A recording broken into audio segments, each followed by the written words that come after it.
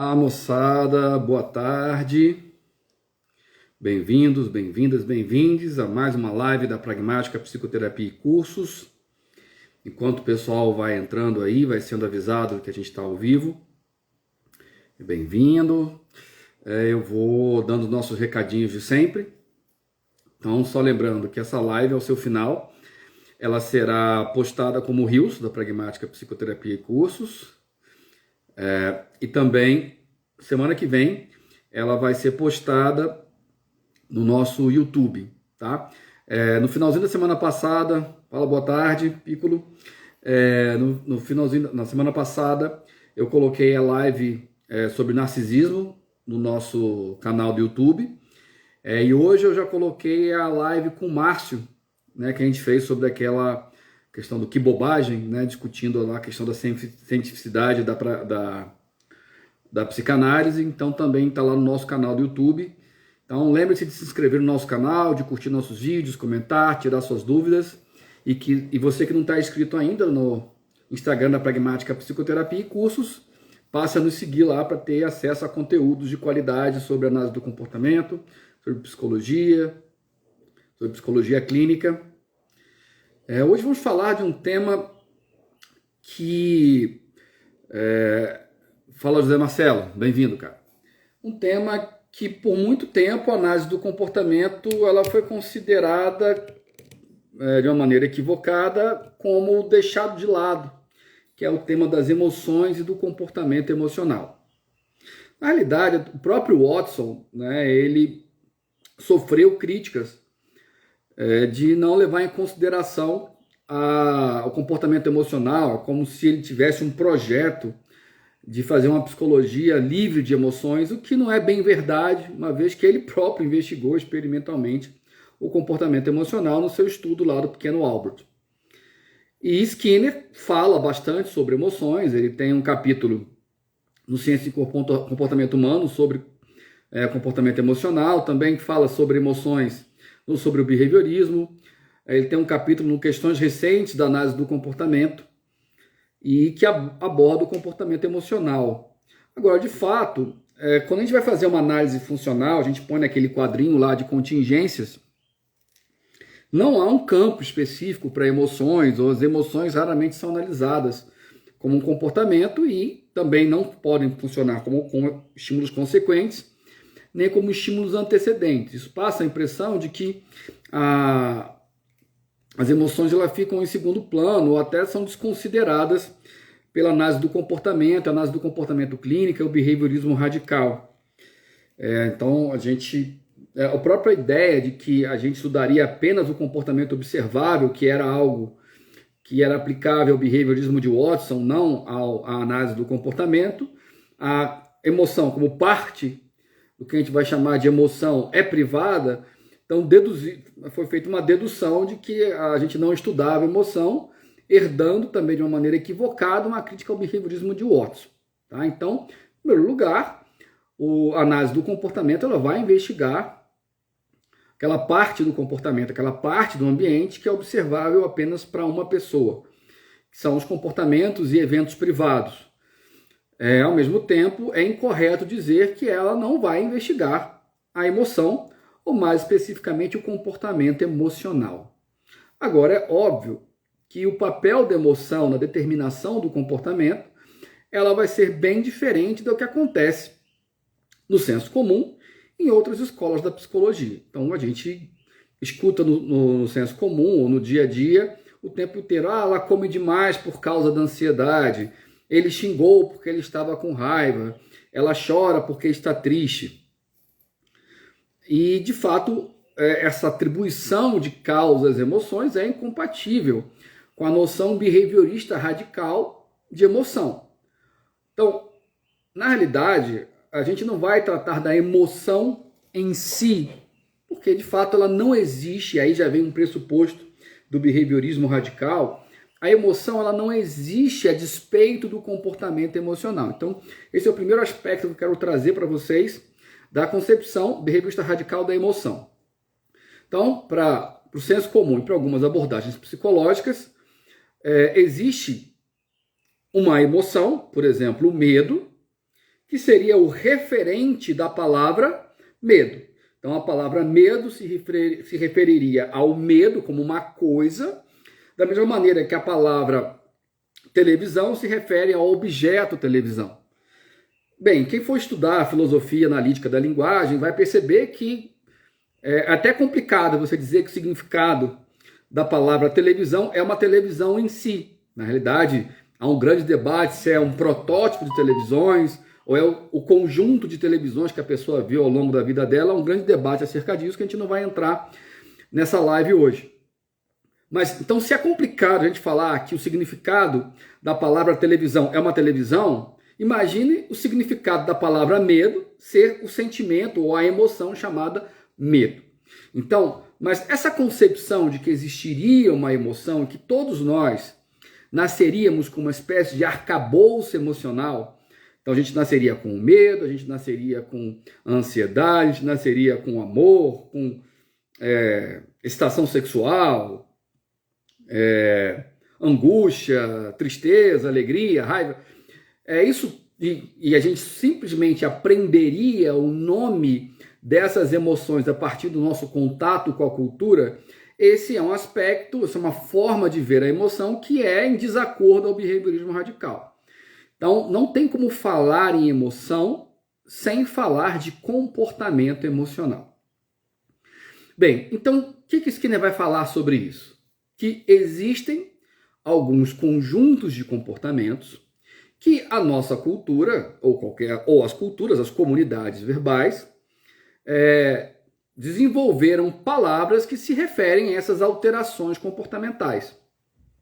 E o significado dessas palavras, na realidade, são as circunstâncias nas quais a gente as utiliza. É a noção de significado pelo uso.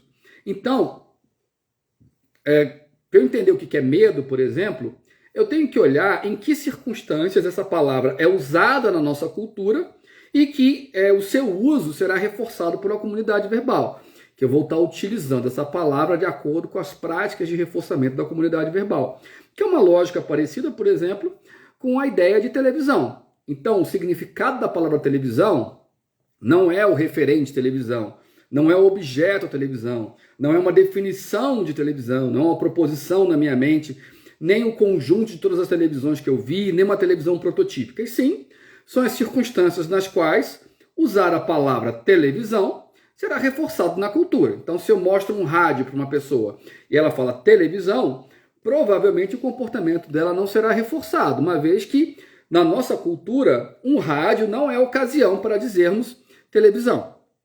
Então, de outra maneira, uma televisão, seja uma televisão de 20 polegadas, com tubo, LCD, de LED, uma televisão de plasma, tanto faz. Então, esses estímulos são todos ocasião para dizermos televisão e a nossa resposta verbal será reforçada na nossa cultura. A mesma coisa vai acontecer com as emoções. O problema é que quando a gente fala de uma televisão, quando a gente fala de um rádio, de uma luminária, de um mouse, de um computador, desse celular que eu estou utilizando para fazer essa live, fica tranquilo, porque o estímulo que é a ocasião para dizermos celular, mouse, teclado, televisão, rádio, luminária, são estímulos que, em geral, o falante ele tem acesso ao estímulo e a comunidade verbal que vai reforçar diferencialmente o uso do termo também tem acesso. Então fica muito fácil. Então se eu tenho uma criança, ela olha para um rádio e fala televisão, eu vou dizer não, isso não é uma televisão, isso é um rádio. E quando a criança olha uma televisão e fala televisão, eu falo, olha, de fato, muito bem, essa é uma televisão. Então, ou seja, muito mais fácil você fazer um reforçamento diferencial para ensinar o nome ou em quais circunstâncias a gente utiliza os conceitos de estímulos como televisão, mouse, luminária, rádio, coisas do gênero. Quando a gente fala do comportamento emocional, a coisa se complica. Só de falar de comportamento já é um pouco mais difícil. Então, por exemplo, o comportamento de dar tchau, tá? Então, acenar a mãozinha assim pode ser ocasião que o falante diz tchau na presença desse estímulo e o ouvinte ele pode reforçar diferencialmente. O problema é que parte dos nossos comportamentos são comportamentos privados. Isso é particularmente relevante no comportamento emocional. E aí há algumas confusões quando a gente vê, quando se fala de emoção.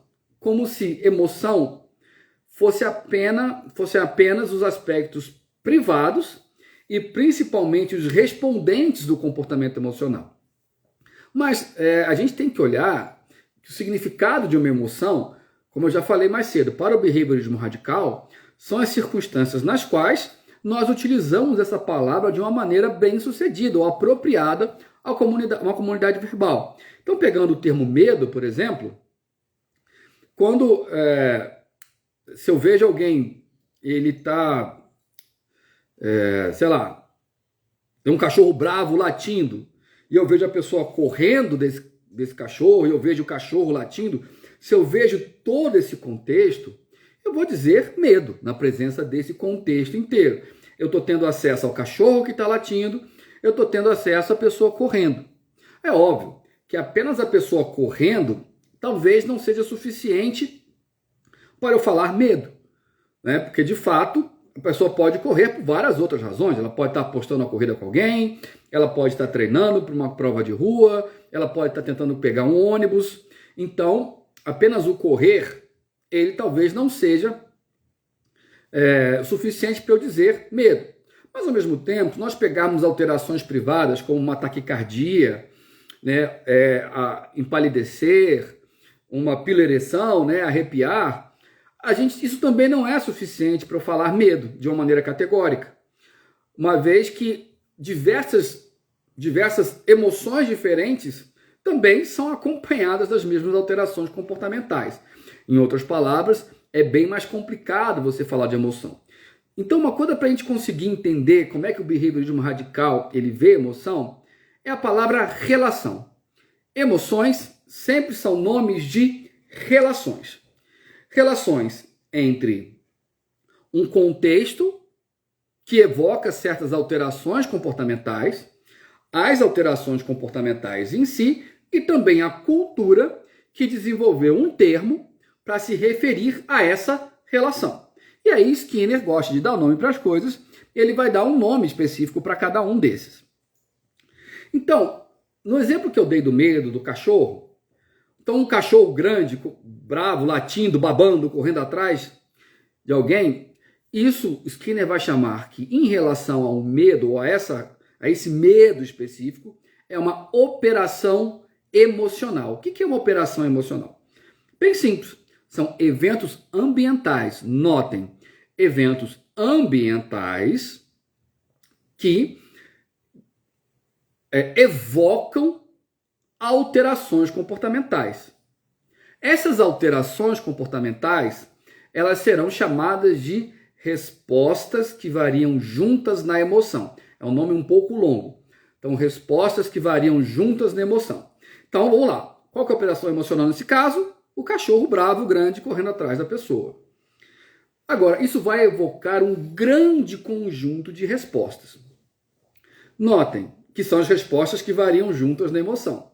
Só que essas respostas, olha que curioso, elas podem ser privadas, podem ser públicas, podem ser operantes e podem ser respondentes.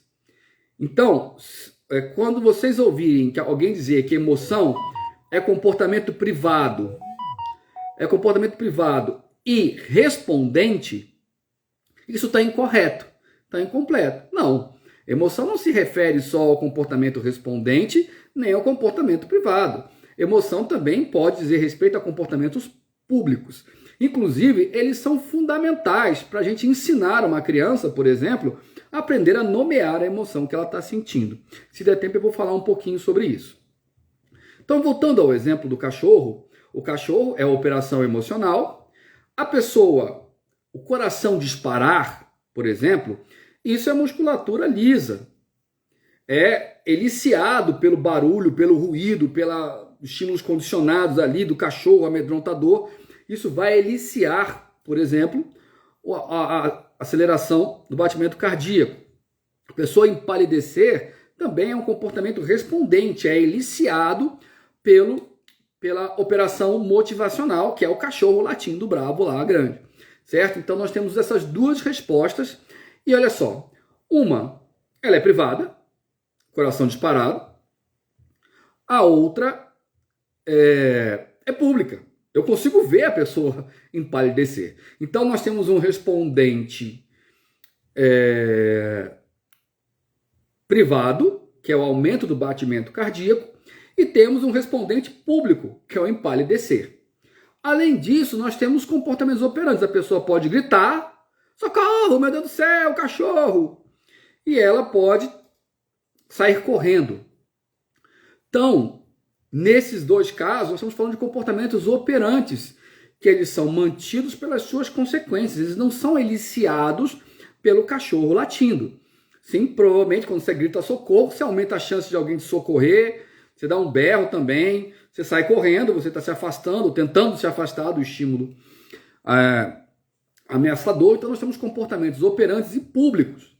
E até o que você pensa, vou morrer, o cachorro vai me matar, por exemplo, se você pensa essas coisas, né, se você fala isso para si mesmo e ninguém escuta, também é um comportamento operante, só que nesse caso é um comportamento operante privado.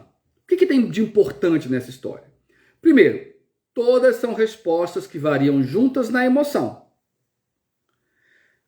E, diante do contexto da operação emocional, na nossa cultura nós vamos dizer que essa pessoa está com medo. Ou seja, isso é um conjunto, essa relação é um conjunto de circunstâncias para que nós digamos medo. É importante lembrar que essas respostas que variam juntas na emoção, como no exemplo do medo que eu dei agora há pouco, nós temos respostas públicas, nós temos respostas privadas, nós temos respostas operantes e nós temos respostas respondentes. E a gente sente, a gente responde ao nosso próprio corpo enquanto ele está emitindo essas respostas que variam juntas. Enquanto essas respostas que variam juntas na emoção, elas estão ocorrendo, a gente responde a elas. E a gente é capaz de nomear isso tudo de medo. A grande confusão, de acordo com o Skinner, é claro, você não precisa concordar com isso, a grande confusão é... Bacana, Ney. Fique à vontade para aproveitar bastante as nossas lives, os nossos vídeos no canal do YouTube. Então, quando a grande confusão que acontece até na filosofia, na psicologia e no senso comum é que essa parte que é sentida, ou seja, aquilo que a gente responde ao nosso próprio corpo, emitindo respostas emocionais, é visto como a emoção em si. Então, a emoção é tida somente como essa parte que é sentida. E aí, e para piorar, o comportamento de correr, por exemplo, né, um comportamento público operante, o comportamento de gritar, Elisa, boa tarde, ele acaba sendo atribuído a isso que é sentido. Mas o que é sentido nada mais é do que o nosso corpo se comportando, emitindo as respostas que variam juntas na emoção. Elas fazem, esse sentir faz parte da emoção, ele não é a emoção em si. E mais, o mais importante, ele não causa a emoção.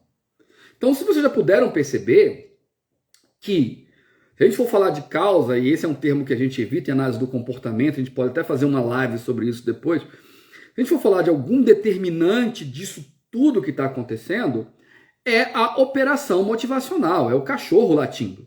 Isso que produz todas essas alterações comportamentais que servem de ocasião para nós dizermos medo.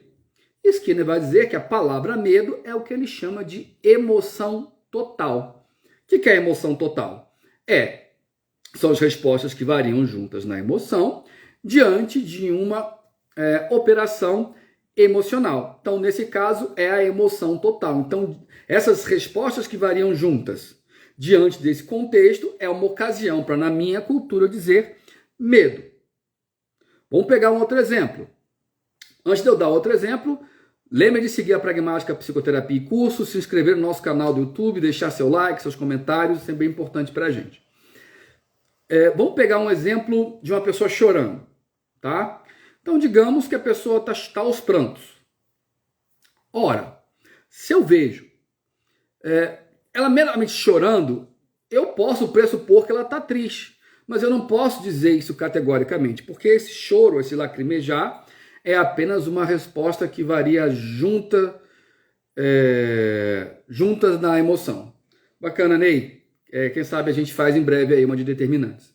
Então, esse chorar é simplesmente uma das respostas que variam juntas na emoção. Eu preciso de algo mais para poder definir qual que é a emoção total, certo? Então, por exemplo, você veja uma pessoa que ela conseguiu ver lá no celular dela que ela foi aprovada para entrar no mestrado, por exemplo, que ela estava querendo entrar há muito tempo. Então, e ela começa a chorar copiosamente, eu posso dizer que a emoção total nesse caso é felicidade, alegria, satisfação. Por outro lado, se a pessoa acabou de ver o gatinho dela que morreu, por exemplo, e ela está chorando copiosamente, a emoção total provavelmente é tristeza, tá? Então, o que vai definir uma emoção dificilmente vai ser apenas as respostas que variam juntas na emoção, muito menos apenas uma delas, como é o exemplo do choro. Nós temos que saber também qual que é a operação emocional para nós podermos falar de uma maneira mais segura qual que é a emoção total. Ou seja, a emoção, para a análise do comportamento, principalmente as respostas que variam juntas na emoção, é uma variável dependente, é um objeto de estudo. Diferentemente do senso comum, que a emoção, quando uma pessoa fala assim, eu como muito por ansiedade, minha ansiedade me faz comer demais, ele está tratando a ansiedade dela não como uma variável dependente. Ela está tratando a ansiedade dela como uma variável independente, ou seja, como um determinante do comer demais. Na realidade, nós vamos olhar para esse tipo de caso, vamos ver, não. O comer demais e o sentir-se ansiosa, ou seja, responder ao próprio corpo emitindo respostas que variam juntas na emoção, nesse caso, da ansiedade, são todas respostas emocionais diante de uma operação emocional. Então, alguma coisa aconteceu que fez com que essa pessoa comesse demais e também fez com que ela se sentisse ansiosa. Fez com que ela, por exemplo, sentisse embrulho no estômago, enfim, até certos pensamentos intrusivos, característicos lá da ansiedade, coisas do gênero, tá? Então, a gente vai sempre encarar a emoção não como uma variável independente, não como uma causa do comportamento, e sim como uma variável dependente. Então, vou pegar o exemplo típico, né? Chega uma pessoa no meu consultório, ela fala assim, olha, eu fui contratada por uma empresa e que eu vou ter que fazer apresentações, eu vou ter que conduzir reuniões, eu vou ter que apresentar projetos e eu morro de medo de falar em público. Então, nesse caso, eu vou analisar o comportamento operante, falar em público, o empalidecer quando se fala em público, a dor de barriga que dá logo antes de falar em público, o que a pessoa pensa enquanto está falando em público, os pensamentos que precedem falar em público e, obviamente, o que aconteceu na história dessa pessoa para que a situação de falar em público, ou a que precede falar em público, ela adquiriu essa função aversiva condicionada. E esse é o nosso trabalho. Então, a nossa análise funcional ela vai vir por aí. Em outras palavras, o medo de falar em público, ele vai ser uma variável dependente. Da mesma maneira, essa pessoa que fala que come por ansiedade, o comer vai ser uma variável dependente. Os eventos ambientais que, de certa maneira, precedem esse comer, em excesso, eles vão ser as variáveis antecedentes também, os consequentes. Vão ser as variáveis independentes, tá? Então, nós vamos analisar o comportamento emocional, mas como uma variável dependente, como um objeto de estudo, e não como uma causa do comportamento, não como uma variável independente, um determinante do comportamento. Então, obviamente, há lugar, é muito importante, é um objeto de estudo, certo? Então, é um dos nossos objetos de estudo, são as respostas emocionais. Agora, é óbvio, se você colocar uma emoção como um antecedente do comportamento, é muito provável que você acabe incorrendo em mentalismo. Então, se você coloca assim, né, digamos que você está fazendo uma análise funcional, e você coloca lá o comportamento, comer em excesso, e você coloca como antecedente a ansiedade, ora, se você colocar desse jeito na sua análise funcional, provavelmente você está fazendo um uso mentalista do termo ansiedade. Então, ansiedade não é ocasião para o comportamento de comer. Alguns outros aspectos do ambiente devem ser ocasião, até o próprio alimento disponível. Da mesma maneira, você dizer que a ansiedade é um reforçador negativo que mantém o comportamento de comer em excesso, a mesma coisa vai acontecer, certo? Então, você vai, provavelmente ela está se esquivando de algum evento do ambiente e não da própria resposta emocional. Mas as respostas emocionais, elas acompanham a contingência. Então, a emoção que acompanha toda essa contingência entre um determinado evento ambiental, o comer em excesso e um estímulo consequente, a emoção que acompanha essa contingência é a ansiedade, por exemplo, nesse caso. Tá? Bem, e qual que é a importância disso para a clínica? Fora o fato de ser um comportamento a ser analisado, um objeto de estudo, uma outra caricatura que a gente tem de terapeutas de orientação comportamental é como se eles não falassem de emoção, como se as emoções não fossem relevantes, como se os terapeutas de orientação comportamental não fossem acolhedores, como se a gente não desse bola para a emoção do nosso terapeutizando. O que não faz sentido. A emoção, ela é fundamental para o processo terapêutico, por várias razões. Em primeiro lugar, um bom indício de que seu terapeutizando, ele de fato está em terapia, de fato o que ele está falando, ele está tateando eventos, ao invés de meramente intraverbalizando, falando frases prontas para agradar o terapeuta, é justamente a sua resposta emocional. Então, se você tem um terapeutizando assim, que tem muita dificuldade em dizer não, por exemplo, e ele conta para você que disse não, e você pergunta para ele, como é que foi para você dizer não? Ele fala, não, tranquilo, não tem problema nenhum. É um discurso que tem pouca chance de ser acurado. Uma vez que para uma pessoa que tem dificuldade de dizer não, se ela te reporta que ela disse não,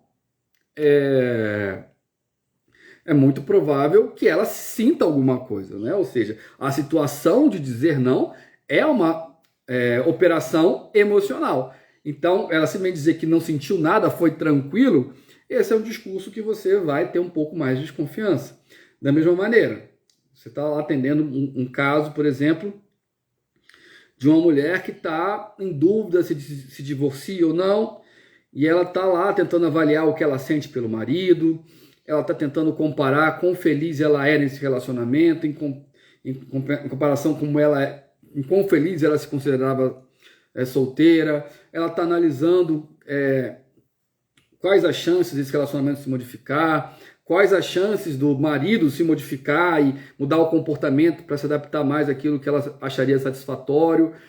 E depois de vários questionamentos, em que ela dá fortes indícios de que ela gostaria de se separar e que ela não vê futuro para esse relacionamento, você pede para ela, fala para mim em voz alta, não amo mais meu marido e quero me separar. E ela vira e fala para você exatamente isso. Se ela fala essa frase com facilidade, é muito provável que essa frase não seja um tato, ela esteja meramente reproduzindo o que você falou, ela não esteja em contato com aquilo que ela está dizendo. Se ela apresentar dificuldades emocionais dessa frase, é um bom exemplo, uma boa evidência de que ela está entrando em contato com aquilo que está sendo discutido. Como a gente fala no senso comum, ela não está falando aquilo ali de boca para fora. Tá? Da mesma maneira, quando você faz uma simulação, você faz um ensaio comportamental, voltando ao exemplo aqui da pessoa dizer não, e o terapeuta ele simula uma pessoa fazendo um pedido abusivo para terapeutizando, e ele ensaia contigo negar, e você observa que ele nega para você de uma maneira tranquila, emocionalmente falando, provavelmente esse ensaio comportamental não vai ser eficaz, tá? Porque ele não se colocou na situação, né? Ele está muito no faz de conta ali, ele não está se colocando na situação de fato na qual ele tem dificuldade de dizer não. Então é muito importante que essas respostas emocionais aconteçam na sessão de terapia, tá? Elas permitem o contato de fato com as contingências. É uma grande evidência de contato com as contingências. E, ao mesmo tempo, na medida que essa exposição dentro do contexto terapêutico ela vai acontecendo, ela vai se repetindo, a mudança comportamental de fato ocorra. Porque esses estímulos, na medida que eles vão sendo apresentados sem serem emparelhados aos estímulos que fizeram com que a operação emocional passasse a ter essa função, ou seja, determinados estímulos passarem a ter uma função emocional, isso depende de uma história de aprendizagem. Então, se essa pessoa se expõe a esses estímulos na sessão de terapia, isso vai fazer com que aconteça uma extinção respondente. E aquela parte respondente do comportamento emocional, ela vai deixando de ser evocada. Então é muito importante que seu terapeutizando se emocione na sessão de terapia. É uma grande evidência de que ele tá tendo contato com o que está sendo discutido, com o que está sendo refletido e pensado ali naquele momento. O José colocou uma perguntinha aqui para a gente, eu vou ler. Entendo a importância das emoções no processo na clínica, mas quando as emoções têm o propósito de controlar o terapeuta, qual a dica para não cair nos autocríticos emocionais? Tá, isso é muito importante também, né? O terapeuta ele tem que estar atento às funções das respostas emocionais operantes. O exemplo clássico é de digamos que você está atendendo um terapeutizando que ele é bem promíscuo, por exemplo. Ele está num relacionamento de anos, ele fala que quer romper esse relacionamento para poder viver a vida de solteiro, mas ele não consegue romper esse relacionamento e ele trai essa pessoa com a qual ele está se relacionando diversas vezes e coisas do gênero. E quando você começa a perguntá-lo sobre isso, ele começa a chorar e fala que ele não vale nada, que ele é um monstro, que ele é o Midas às avessas, todo mundo que ele entra na vida ele gera o sofrimento e bababá.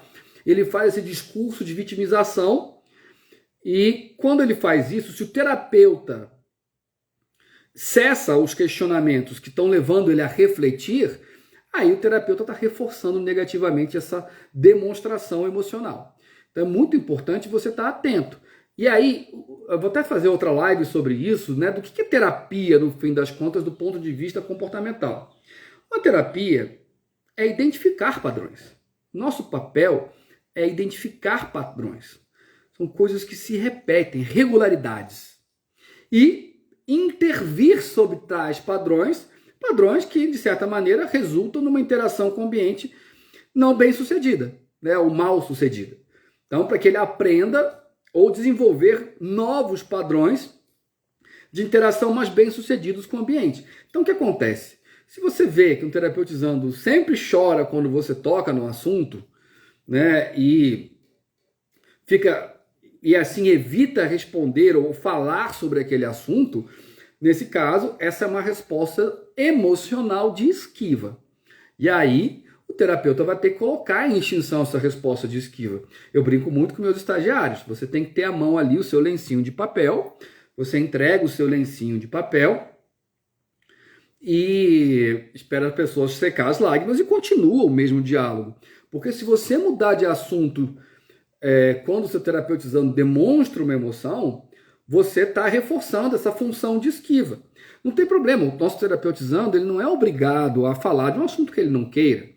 Mas o ideal é que ele aprenda uma maneira assertiva de evitar falar daquele tema, como, por exemplo, pedir para o terapeuta mudar de assunto. E aí, nesse caso, você pode mudar de assunto, você vai mudar de assunto reforçando a solicitação de mudança de assunto. Por outro lado, se você reforça com a mudança de assunto uma expressão emocional, você está treinando uma resposta de esquiva que não é nada assertiva, certo?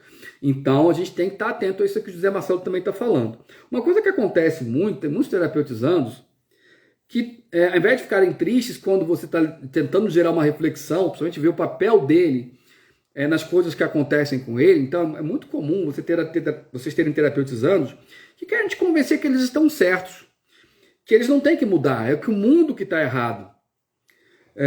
De nada, José. Que o mundo que está errado, que as outras pessoas que estão erradas, ele que está certo. E ele está buscando liberamente uma validação daquilo que ele está sentindo.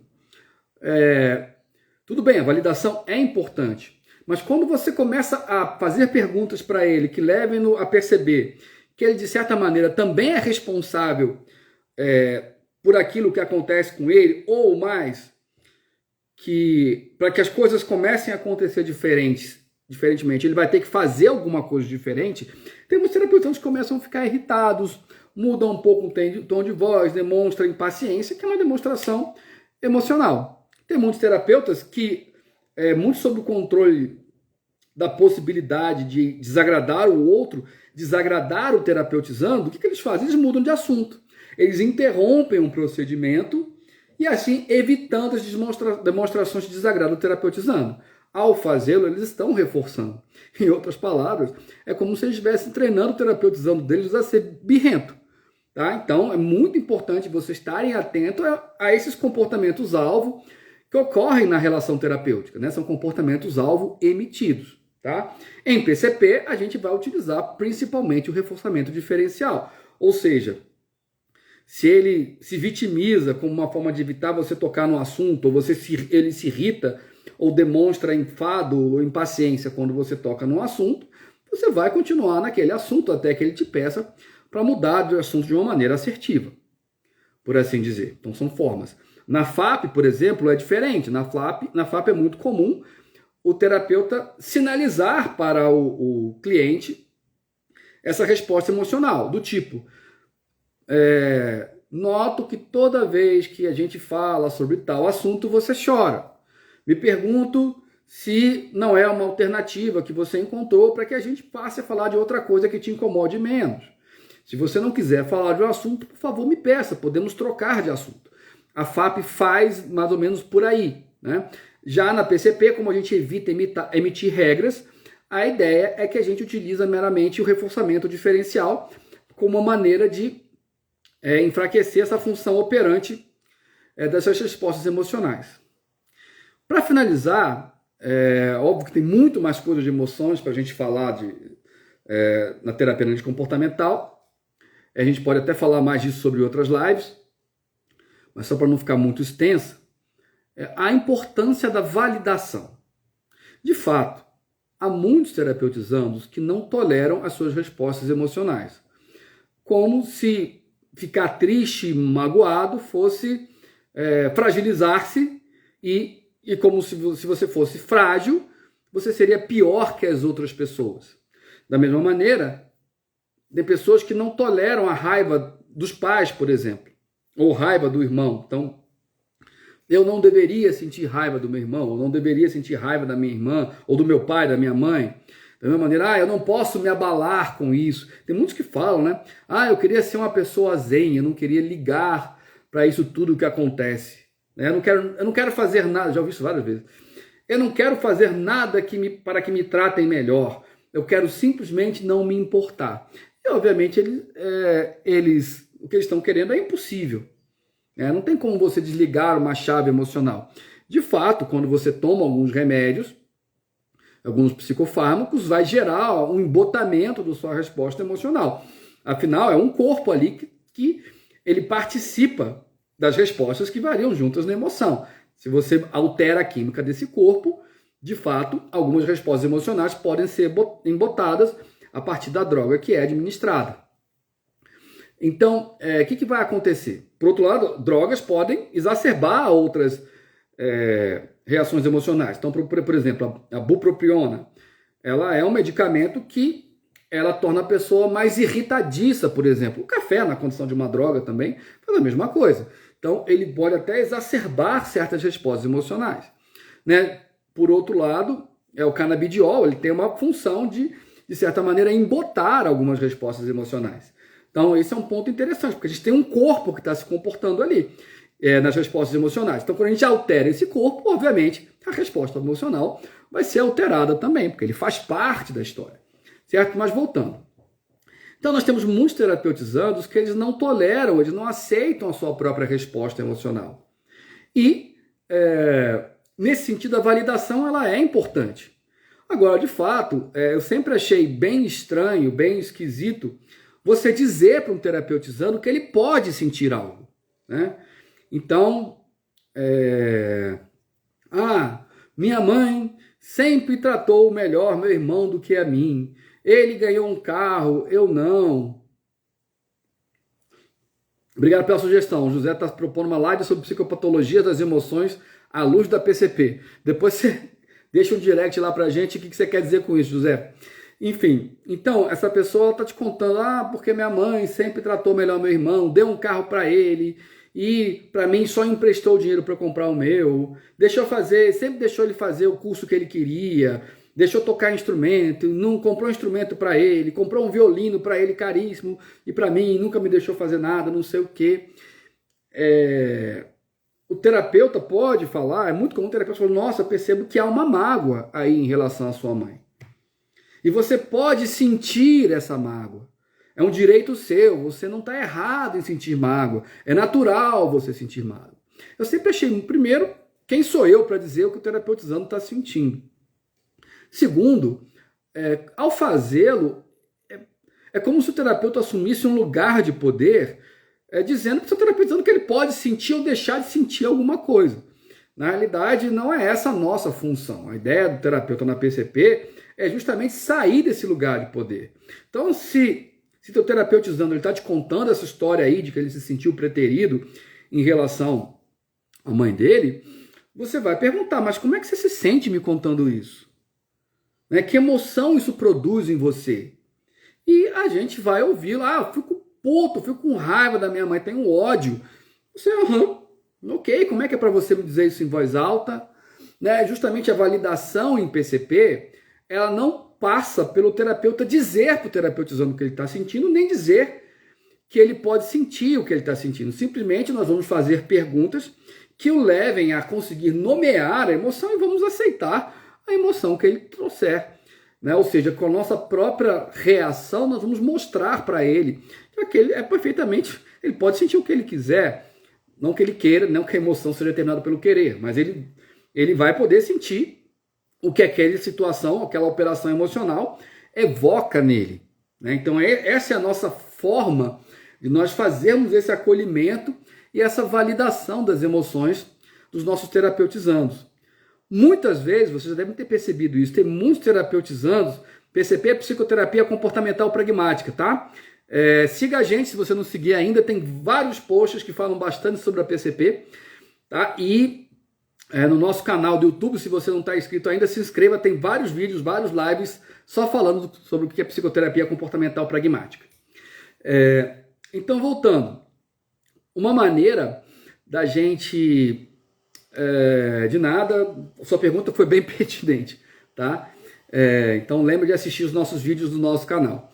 Então, quando a gente vai ter terapeutizando que não sabe nomear a emoção. Então você pergunta, tá, mas como é que você se sente, como é que você se sentiu quando você viu que sua mãe comprou um violino pro seu irmão e não quis te dar uma flauta doce, por exemplo?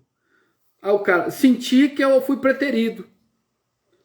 Senti que ela gosta mais do meu irmão do que de mim. Ora, ele não está nomeando a emoção. Isso é muito comum. Quem tem um pouquinho de prática terapêutica vai perceber que isso acontece várias vezes. Uma alternativa é você colocar em terceira pessoa. Do tipo, ora, se alguém passasse por uma situação similar, o que essa pessoa sentiria? Justamente para a pessoa aprender a nomear a própria emoção. Isso é fundamental para a terapia, porque quando você nomeia uma emoção, você de certa maneira está se comprometendo com o evento. Que uma forma muito boa de você se esquivar emocionalmente dos eventos é justamente você não nomear, não dar nome aos bois, certo? Porque você não entra em contato com aquela situação propriamente dita. Agora, quando você fala o que você sentiu, você nomeia aquela situação, a emoção, você aumenta a chance de você entrar em contato com as emoções e aí sim gerar reflexões a partir daí.